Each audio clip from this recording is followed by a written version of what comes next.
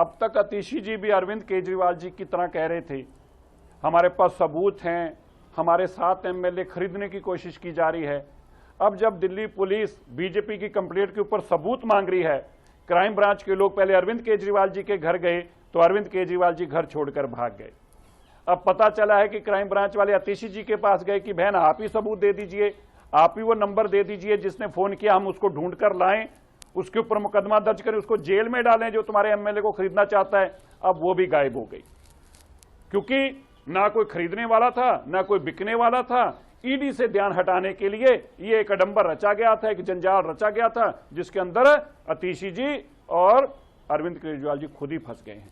अब crime branch से डरते भाग रहे हैं कि हमारे पास तो सबूत नहीं है। अब एमएलए को फोन कर रहे हैं, मुझे पता लगा कि तुम कह देना मुझे फोन आया था। एमएलए कह रहे हम ना कहेंगे, ना हमें फोन आया ना हम मानेंगे, हम नहीं फंसेंगे तुम्हारे काम में।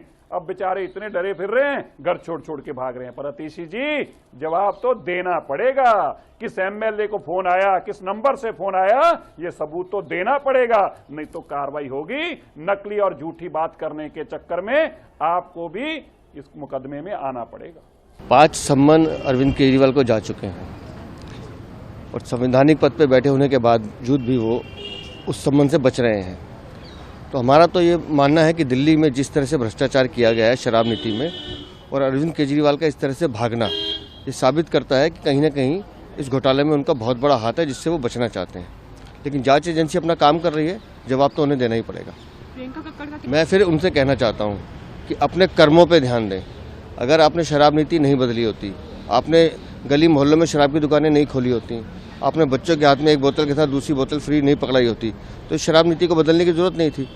जैसे ही जांच प्रारंभ हुई आपने शराब नीति वापस ली ना, तो चोरी आपने की तो जवाब भी आपको देना पड़ेगा।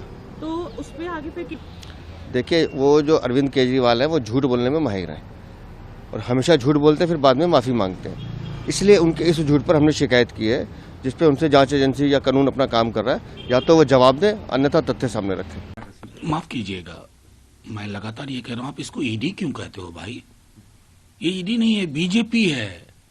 मोदी जी और अमित शाह जी हैं, उनके इशारे पे ही होता है, उनके इरादे पे ही ये अपना इरादा बनाते हैं। आप एक भी राज्य बता दीजिए जहां विपक्ष मजबूत हो और उस पर ईडी या आईटी या सीबीआई या तीनों कसे कंजाना कसने की कोशिश को, दबिश बनाने की कोशिश ना हो। तो मैं तो इस पूरे प्रश्न को ही खारिज करता हूं कि ये ईडी है ना साहब। जैसे आरएसएस इनकी वो संस्था है जिसको कहते हैं सांस्कृतिक संगठन, तो ये इनके आनुषंगिक संगठन है, ये इनकी लड़ाइयां लड़ते हैं।